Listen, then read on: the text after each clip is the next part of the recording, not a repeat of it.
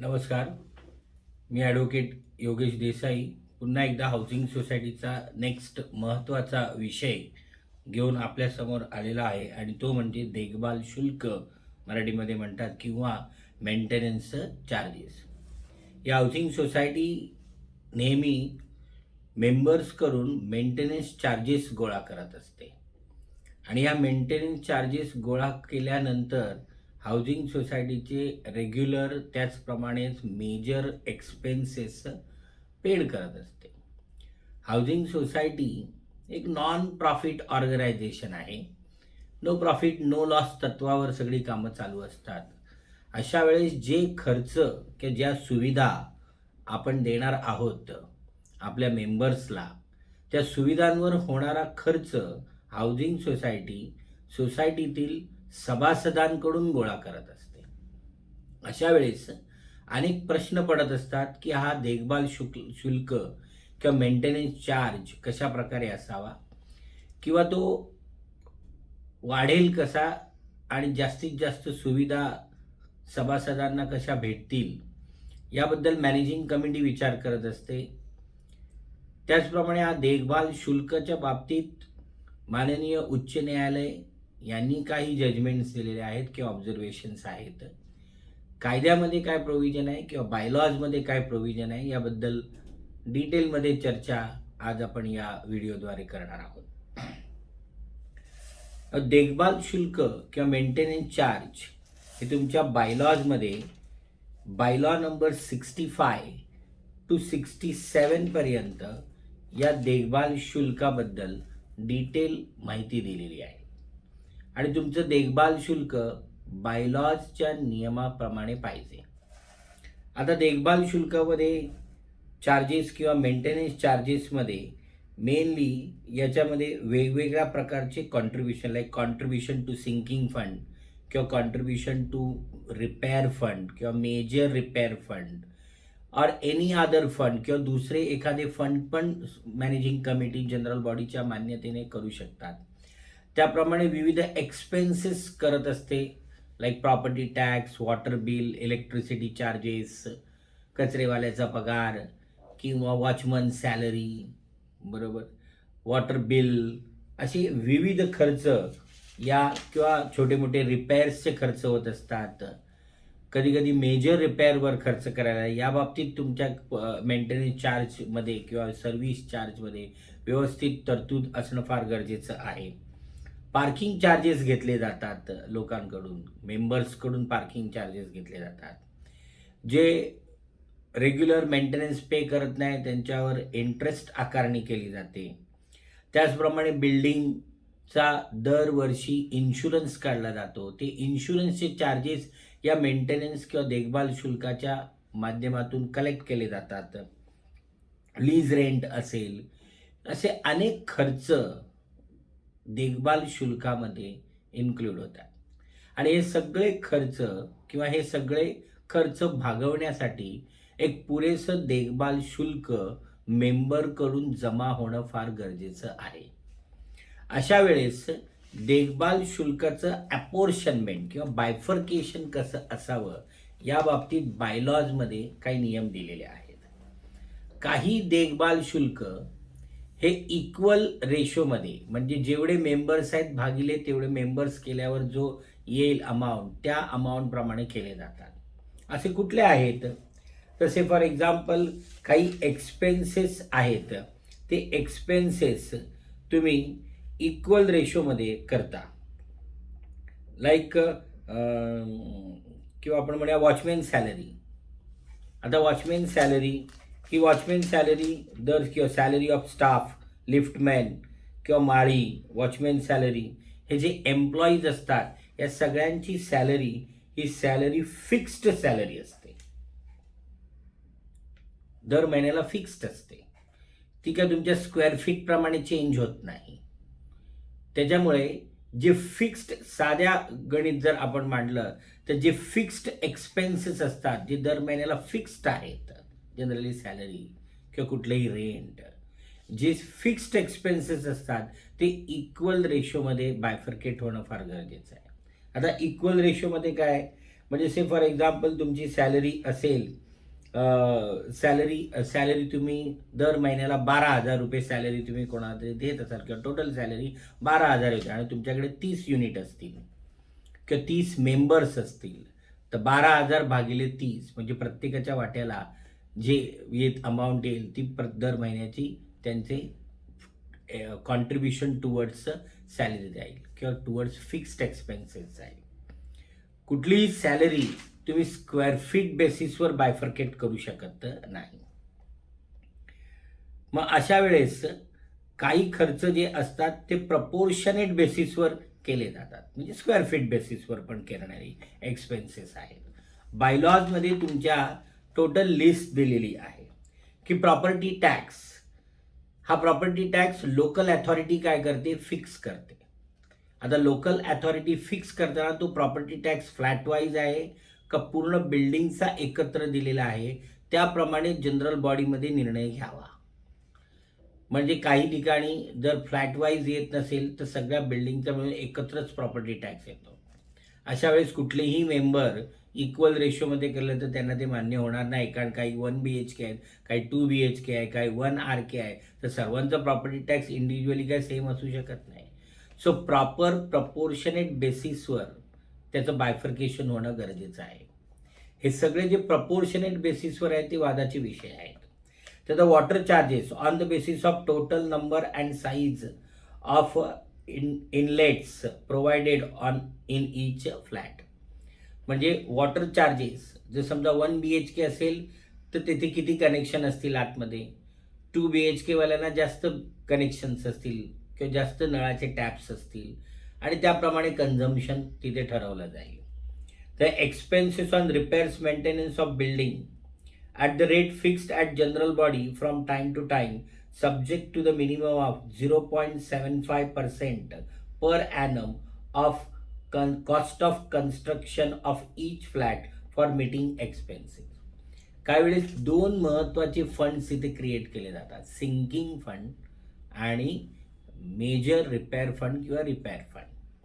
तर sinking fund किती पाहिजे, sinking fund should be 0.25% of cost of construction, built up cost of construction असं म्हटलेलं आहे. म्हणजे इथे आता तुम्हाला एक फ्लॅट कन्स्ट्रक्ट करण्यासाठी काय कॉस्ट ऑफ कन्स्ट्रक्शन असेल हे ठरवायला लागेल. आता हे ठरवणारी टेक्निकली क्वालिफाईड व्यक्ती म्हणजे आर्किटेक्ट. सो अशा वेळेस मॅनेजिंग कमिटीने काय करायचं की कॉस्ट ऑफ कन्स्ट्रक्शन ठरवण्यासाठी 0.25% फॉर सिंकिंग फंड आणि 0.75% per annum for major repair fund किंवा repair fund on cost of construction. म्हणजे आपल्याला ठरवायचं आहे कॉस्ट ऑफ कन्स्ट्रक्शन. ही cost of construction per square feet जी असेल ही आर्किटेक्टकडून आर्किटेक्ट सर्टिफिकेट घेऊन कॉस्ट ऑफ कन्स्ट्रक्शन ठरविण्यात यावी.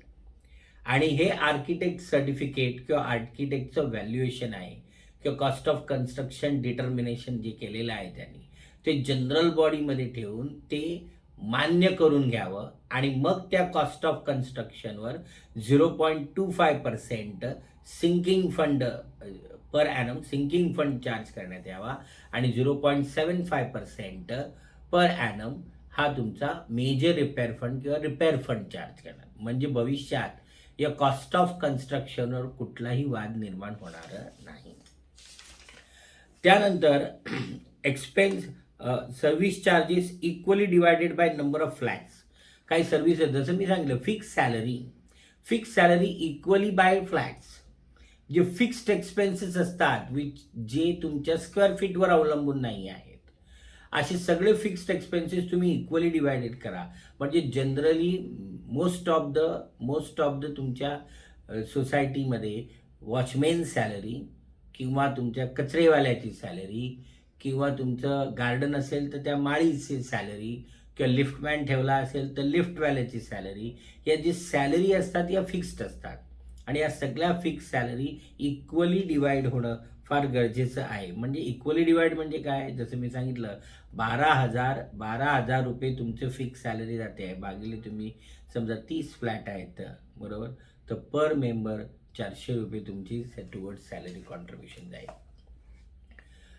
किंवा अजून काही फिक्स तुम्ही एक्सपेन्सेस इन्कर करत असताल, बरोबर. इलेक्ट्रिसिटी झालं, ऑलमोस्ट इलेक्ट्रिसिटीची रेंज पण ठरलेली असते की इलेक्ट्रिसिटी बिल, स्टेअरकेस वगैरे जे इलेक्ट्रिसिटी बिल्स असतात, हे इलेक्ट्रिसिटी बिल्स पण एका रेंजमध्ये येत असतं. त्याप्रमाणे तुम्ही त्याला बायफर्केशन इक्वल डिवायडेड बाय केल्यावर तुम्हाला मिळेल.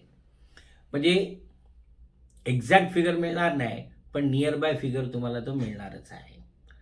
मग त्यानंतर पार्किंग चार्जेस कलेक्ट केले जातात. पार्किंग चार्जेस कलेक्ट करण्याचं, पार्किंग चार्जेस ठरवण्याचा पूर्ण अधिकार जनरल बॉडीचा असणार. सध्याच्या सगळ्या सोसायटींमध्ये पार्किंग चार्जेस आणि पार्किंग हा फार महत्त्वाचा विषय आहे. सो नेक्स्ट व्हिडिओ आपला पार्किंगवरच असेल की पार्किंग इश्यू कसे रिझॉल्व करावे, काय गाईडलाईन्स आहेत त्याच्याबद्दल, आणि पार्किंग चार्जेस याबद्दल नेक्स्ट व्हिडिओमध्ये आपण बोलणार आहोत. सो मेंटेनन्स चार्जेसमध्ये नॉर्मल सोसायटीमध्ये की हे सगळे एक्सपेन्सेस असतात. याच्या व्यतिरिक्त काही प्रिंटिंग अँड स्टेशनरी एक्सपेन्सेस असतात. प्रिंटिंग अँड स्टेशनरीवर खर्च होतं, ऑडिटवर खर्च होतं, अकाउंट्स रायटिंगवर खर्च होतो. हे सगळे ऑडिट, अकाउंट रायटिंग सगळं फिक्स्ड एक्सपेन्सेस आहे. हे तुम्ही सेफली इक्वली तुम्ही डिवाइड करू शकता. त्यानंतर काही वेळेस audit, statutory funds statutory audit केलं जातं, त्यांची फीज डिसाईड केली जाते. काही मिसलेनियस एक्सपेन्सेस होतात, काही रेग्युलर रिपेअर्स अँड मेंटेनन्सचे खर्च केले जातात. ड्रेनेज लाईन, चोकअप वगैरे असतात, याच्यावर खर्च केला जातो, बरोबर. तर हे सगळे एक्सपेन्सेस कशा पद्धतीने बायफर्केट करायचं डिटेल डिस्कशन तुमच्या बायलॉजमध्ये असतं आणि त्या बायलॉजप्रमाणे ते बायफर्केट होणं गरजेचं आहे.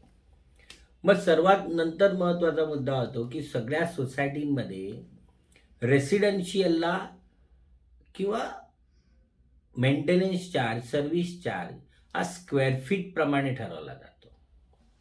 की रेसिडेन्शियल असेल तर ₹2 स्क्वेअर फीट, आणि कमर्शियल म्हणजे शॉप किंवा गाले असतील तर त्यांना ₹4 स्क्वेअर फीट असं चार्जेस घेतले जातात. मग अशा वेळेस की वेदर रेसिडेन्शियलला 1 रेट म्हणजे ₹2 आणि कमर्शियलला 4 रेट, मग कमर्शियलला तुम्ही 4 म्हणजे डबल तुम्ही रेट लावताय, तर हे कायद्यामध्ये अलाउड आहे का? तर उत्तर आहे नाही.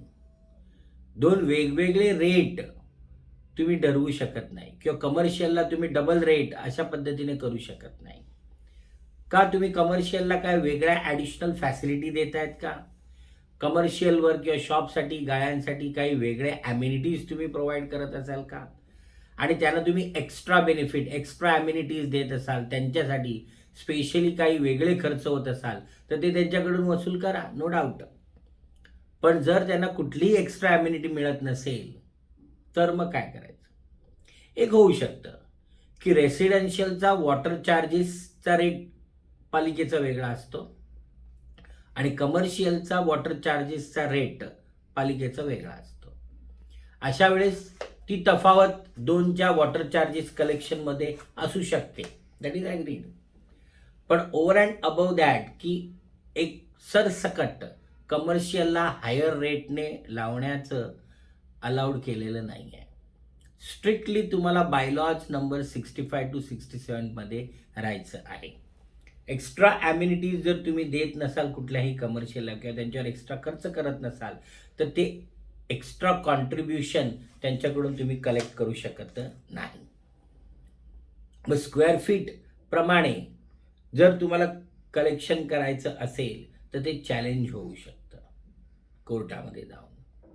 सो अशा वेळेस बायलॉ नंबर 65 जो जे टेबल दिला आहे त्या टेबलप्रमाणे तुम्हाला बायफर्केशन करायचं आहे. मग स्क्वेअर फीट प्रमाणे काय असू शकतं की सपोज लीज रेंट दिलेलं आहे, मग ते lease rent built up area of each flat म्हणजे स्क्वेअर फीट प्रमाणे तुम्ही बायफर्केट करू शकता.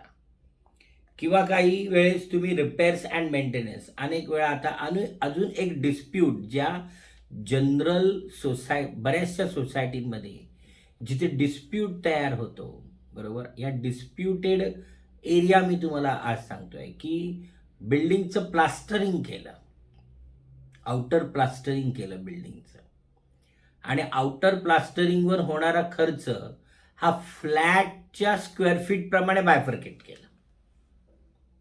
योग्य आहे काय? मग लिटिगेशन उभं राहतं किंवा डिस्प्यूट 91 मध्ये जाईल किंवा तक्रार अर्ज होतील, कमिटी विरुद्ध आरोप प्रत्यारोप होतील, या सगळ्या गोष्टी होत राहतात.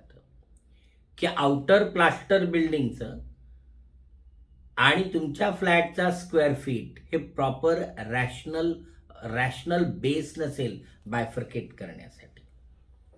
अशा वेळेस जनरल बॉडीमध्ये या सगळ्या गोष्टी ठरवणं अत्यंत गरजेच्या आहेत. मग स्क्वेअर फीट प्रमाणे तुम्हाला जर स्क्वेअर फीट प्रमाणे कुठल्याही परिस्थितीत स्क्वेअर फीट प्रमाणे मेंटेनन्स चार्ज आकारला जाऊ शकत नाही. रेसिडेन्शियलला एक रेट आणि कमर्शियलला एक रेट अशा पद्धतीने सुद्धा आकारणी चुकीची ठरू शकते. 65 बायलॉजमध्ये दिले सिंकिंग फंड जे 0.25% प्रमाणे, service charges equally divided by number of flats, parking charges at the rate fixed by general body. Parking चार्जेसचे रेट हे जनरल बॉडीमध्ये ठरवले जातील. त्यानंतर expenses on repairs and maintenance of the lift including charges for the running lift equally by all members of the building. लिफ्टवर जो होणारा खर्च आहे हा पण इक्वली बाय ऑल मेंबर्स आहे. स्क्वेअर फीटशी याचा काही संबंध नाही, कारण लिफ्ट सर्वच वापरतात, त्याचा आणि फ्लॅटच्या स्क्वेअर फीटचा काही संबंध नाही.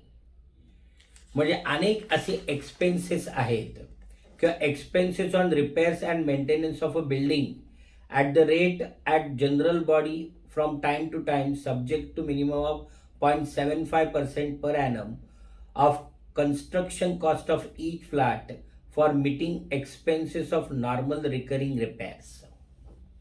म्हणजे 0.75 मिनिमम दिलेला आहे त्यांनी. मेजर रिपेअर फंड पण तुम्हाला जो क्रिएट करायचा आहे दरवर्षी तो पण 0.75% ऑफ कॉस्ट ऑफ कन्स्ट्रक्शन आहे.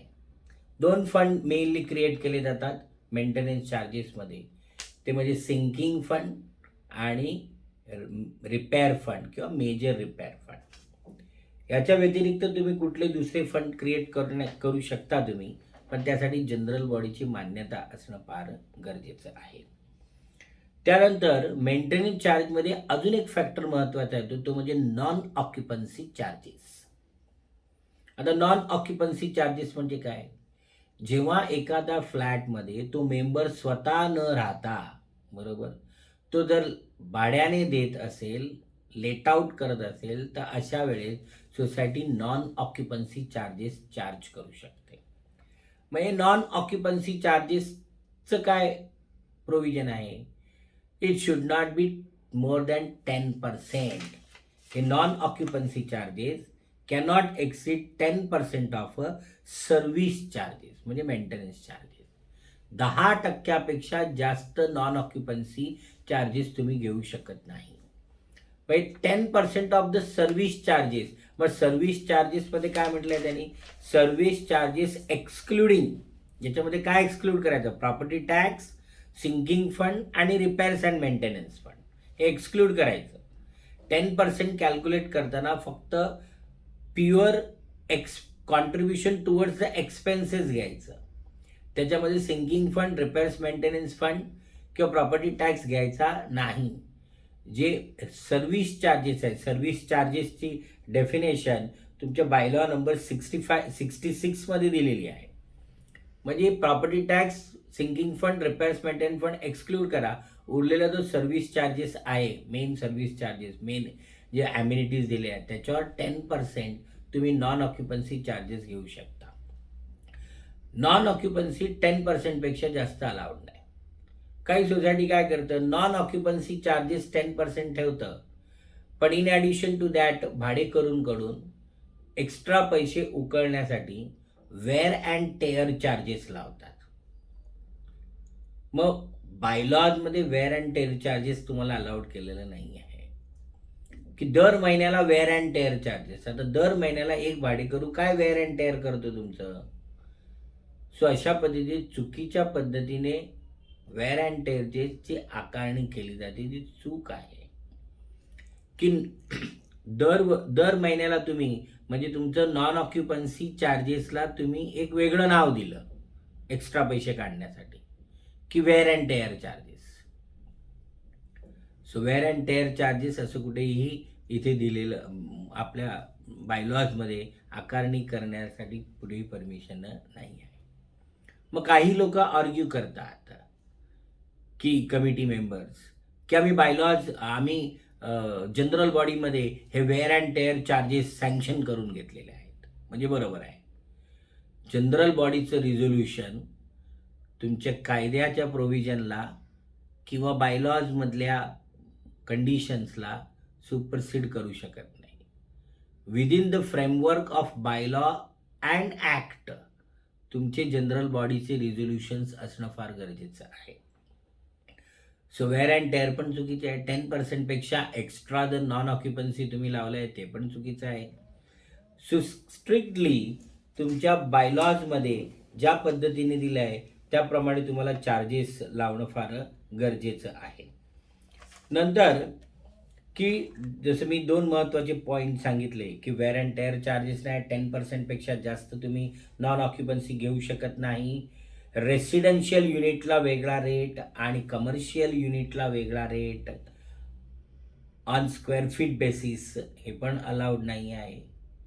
तुम्ही जर कमर्शियलला वेगळा मेंटेनन्स चार्ज कलेक्ट करत असाल, प्रोव्हाइडेड तुम्ही कमर्शियलला एक्स्ट्रा ॲम्युनिटी देत असाल, तर तुम्ही करू शकता वेगळ्या रेटप्रमाणे किंवा वेगळ्या पर्टिक्युलर अमाऊंट तुम्ही कमर्शियल किंवा शॉपकडून कलेक्शन करू शकता. जसं मी सांगितलं, मेजर डिफरन्स कधी कधी काय होतो की मेजर डिफरन्स आहे वॉटर चार्जेसमध्ये. कमर्शियलचं वॉटर चार्जेसचा रेट वेगळा असतो आणि रेसिडेन्शियलचा वेगळा असतो.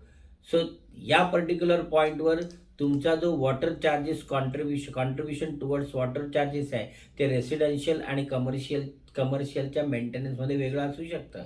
That is understood. पण ढोबळ मनाने याला रेसिडेन्शियलला 2% आणि कमर्शियलला डबल 2 रुपये आणि कमर्शियलला 4 रुपये हे चुकीचं ठरेल. एक जजमेंट पण त्या बाबतीत सर्व दिलेलं आहे की ॲडिशनल सर्व्हिसेस जर तुम्ही कमर्शियलला देत नसाल तर तुम्हाला ॲडिशनल मेंटेनन्स चार्ज कलेक्ट करण्याची परमिशनच नाही आहे. कारण अंडरलायनिंग कोऑपरेटिव्ह हाऊसिंग सोसायटीचं आहे नो प्रॉफिट नो लॉस, की जेवढे खर्च आहे तेवढेच तुम्हाला काय करायचं आहे, कॉन्ट्रीब्युशन कलेक्ट करायचं आहे. नंतर सिंकिंग फंड आणि जो रिपेअर फंड दर महिन्याला कलेक्ट केला जातो त्या बाबतीत पण बायलॉजमध्ये वेगळ्या प्रोव्हिजन्स दिलेल्या आहेत की सिंकिंग फंड आणि रिपेअर फंड आहे हा तुम्ही रेग्युलर एक्सपेन्सेससाठी वापरू शकत नाही. तो तुम्हाला बायलॉजप्रमाणे इन्व्हेस्ट करणं गरजेचं आहे. मग अशा वेळेस तो इन्व्हेस्ट कसा करायचा असतो की समजा एक रिकरिंग डिपॉझिट अकाउंट ओपन करा की सिंकिंग फंड आणि रिपेअर फंडसाठी, की जेवढा महिन्याला मेंबरकडून सिंकिंग फंड जमा होतो तेवढे तुम्ही रिकरिंग डिपॉझिटमध्ये टाका आणि ते दर महिन्याला रिकरिंग डिपॉझिटमध्ये ॲड केले तर बॅलन्स शीटमधलं प्रेझेंटेशन तुमचं कसं असेल, तो सिंकिंग फंड हा तुमचा लायबिलिटी साईडला दिसेल आणि जो इन्व्हेस्टमेंट इन सिंकिंग फंड किंवा सिंकिंग फंड इन्व्हेस्टमेंट आहे ती बॅलन्स शीट ॲसेट साईडला दिसेल. मग त्याच्यावरचं जे व्याज असतं त्या सिंकिंग फंड इन्व्हेस्टमेंटबरोबर मिळालेलं जे व्याज आहे ते व्याज पण तुमचं रेव्हेन्यू इन्कम नाही आहे, ते तुमचं इन्कम अँड एक्सपेंडिचरला नाही जायला पाहिजे. ते व्याज तुमचं सिंकिंग फंडमध्ये काय व्हायला पाहिजे, बॅलन्स शीट लायबिलिटी साईडला ॲड व्हायला पाहिजे. त्याला इयरमार्क्ड इन्व्हेस्टमेंट म्हणतात. मग अशा पद्धतीने तुम्हाला सिंकिंग फंड आणि रिपेअर्स अँड मेंटेनन्स फंड हे दोन्ही इन्व्हेस्ट करणं गरजेचं आहे. ते एक्सेप्शनल केस किंवा मेजर खर्च असेल तर with prior permission of a general body तुम्हाला ते खर्च करता येऊ शकतात. त्यासाठी आपण वेगळं प्रोव्हिजन आहे. पण ही मेंटेनन्स चार्ज आहे की हा मेंटेनन्स चार्जेसबद्दल जर डिस्प्यूट उभा राहिला तर मेंबरने काय करावं? तर मेंटेनन्स चार्जेसबद्दल जर डिस्प्यूट असेल तर सेक्शन 91 मध्ये कोऑपरेटिव्ह कोर्टामध्ये तुम्ही चॅलेंज करू शकता की जे मेंटेनन्स चार्ज आहे त्याचं स्ट्रक्चर चुकीचं आहे आणि त्याचं बेसिस ऑफ ॲलॉकेशन चुकीचं आहे.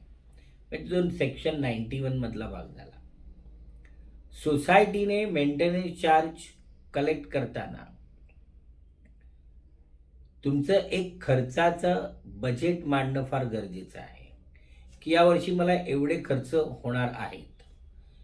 एस्टिमेट, बजेट आणि त्याप्रमाणे तो कॉन्ट्रिब्युशनचा रेट असणं फार गरजेचं आहे.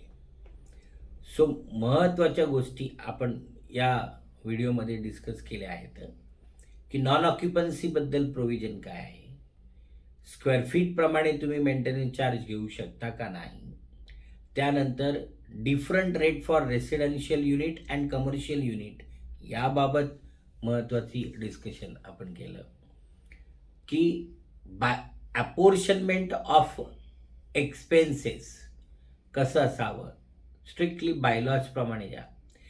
एखादी जर स्पेसिफिक गोष्ट बायलॉजमध्ये नसेल, बरोबर, तर ती तुम्हाला जनरल बॉडीमध्ये मान्य करून घेणं गरजेचं आहे किंवा बायलॉज तुम्हाला अमेंड करायला पाहिजे. काही एक्सेप्शनल खर्च होतात, असे एक्सेप्शनल खर्च होतात तर ते एक्सेप्शनल खर्चाचं बायफर्केशन हे जनरल बॉडी समोर ठेवणं फार गरजेचं आहे. अशा वेळेस काही वेळेस सोसायटीजला काही इन्कम होतात, लाईक ते टॉवर लावतात, मोबाईलचे टॉवर, त्याच्याबद्दल रेंट मिळतं. मग त्या रेंट हे इन्कम झालं. मग त्यातून खर्च कसे कमी करता येतील किंवा कॉन्ट्रिब्युशन ऑफ मेंटेनन्स चार्ज कसं कमी करता येईल याबाबत विचार करणं गरजेचं आहे. सो मेंटेनन्स चार्ज ही फार इम्पॉर्टंट आहे गोष्ट आणि ती बायलॉजमध्ये 65 to 67 मध्ये डिस्कस केली आहे. त्याप्रमाणे मेंटेनन्स चार्ज गोळा करणं फार गरजेचं आहे. पार्किंग चार्जेस किती असावे हे बायलॉजमध्ये लिहिलेलं नाही आहे. टू व्हीलरला किती पार्किंग चार्जेस, फोर व्हीलरला किती पार्किंग चार्जेस, हे प्युअरली जनरल बॉडी आपल्या पर्टिक्युलर जनरल बॉडीमध्ये रिझोल्युशन घेऊन ठरवण्यात येईल की किती एक्सपेन्सेस होतात त्या पार्किंगवर आणि त्याप्रमाणे ते पार्किंग चार्जेस लोकांकडून कलेक्ट केले जातात. कॉमन लाईट, वॉटर पंप हे जे इलेक्ट्रिसिटी एक्सपेन्सेस असतात हे एक्सपेन्सेस नॉर्मली इक्वली कॉन्ट्रीब्यूट केले जातात कारण त्याच्या स्क्वेअर फीटचा काही संबंध नाही आहे. कॉरिडोरमध्ये लाईट असतात, जिन्यामधल्या लाईट्स असतात, लिफ्टवर इलेक्ट्रिसिटी, वॉटर पंप, आता या सर्व गोष्टींचा तुमच्या स्क्वेअर फीटशी काही संबंध नाही आहे. त्यामुळे हे पण इक्वली खर्च इक्वली सगळ्या मेंबरमध्ये डिस्ट्रीब्यूट करणं गरजेचं आहे. सो आज आपण या व्हिडिओमध्ये बघितलं आहे की मेंटेनन्स चार्जेस आणि त्याचा अपोर्शनमेंट आणि concept relating to the maintenance charges. कारण मेंटेनन्स चार्जेसचं स्ट्रक्चर आणि आकारणी जर व्यवस्थित असेल तरच रिकव्हरी ॲप्लिकेशनमध्ये गेल्यावर ती अमाऊंट रिकवर होऊ शकते. किंवा जर स्ट्रक्चर चुकीचं असेल तर तुमच्या पर्टिक्युलर सोसायटीमध्ये मेंबर्समध्ये वाद निर्माण होऊ शकतात, डिस्प्यूट कोऑपरेटिव्ह कोर्टापर्यंत जाऊ शकतात. आणि अशा वेळी 10, 12, 15 लोकांचे मेंटेनन्स चार्जेस थकीत राहिले तर मॅनेजिंग कमिटीला पण ती सोसायटी रन करणं किंवा सगळे एक्सपेन्सेस ची मिळवून एक्सपेन्सेस पेड करणं शक्य होत नाही. त्यामुळे सगळ्या मेंटेनन्स चार्जेसची आकारणी तुमच्या बायलॉजप्रमाणे करा.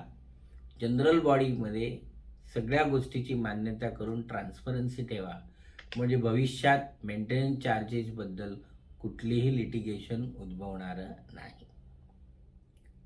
सो नेक्स्ट टाईम आपण चर्चा करणार आहोत की पार्किंगचे इश्यूज कसे रिझॉल्व्ह व्हावे. पार्किंगबद्दल बायलॉजमध्ये काय म्हटलं आहे किंवा वेगवेगळ्या उच्च न्यायालयाच्या निर्णयामध्ये त्याबद्दल काय ऑब्झर्वेशन आहे आणि पार्किंग चार्जेसबद्दल किंवा पार्किंग स्लॉट बिल्डर विकू शकतो का नाही, बरोबर, किंवा कॉमन स्पेस आहे का नाही, त्याबद्दल सगळ्या प्रोव्हिजन्स किंवा कोऑपरेटिव्ह सोसायटीज ॲक्टमध्ये किंवा मोफा कायद्याअंतर्गत काय प्रोव्हिजन्स आहेत या नेक्स्ट व्हिडिओमध्ये आपण बघू. व्हिडिओ जर आवडला असेल तर लाईक करा, शेअर करा. धन्यवाद.